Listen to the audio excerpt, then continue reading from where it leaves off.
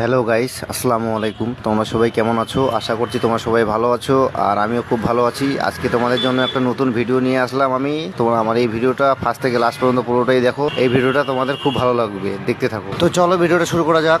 সকাল সকাল আমার ছেলে স্কুল যাওয়ার জন্য রেডি হয়ে বের হয়ে গেল। চলে আসলো আমার গাড়ির কাছে। বের হয়ে গেলাম গাড়ি নিয়ে স্কুলের উদ্দেশ্যে। পৌঁছে গেলাম স্কুলে। ছেলেকে স্কুলে রেখে আমি সোজা চলে আসলাম আমি আমার গাড়ি নিয়ে সিন্ডিকেটে। এখানে এসে দেখলাম আমার একটা বন্ধুর গাড়ি অলরেডি খারাপ হয়ে গেছে। এই গাড়িটাকে ঠিক করার জন্য গাড়িটার সামনে দেখো কতগুলো ড্রাইভার এসে জড়ো হয়ে গেছে।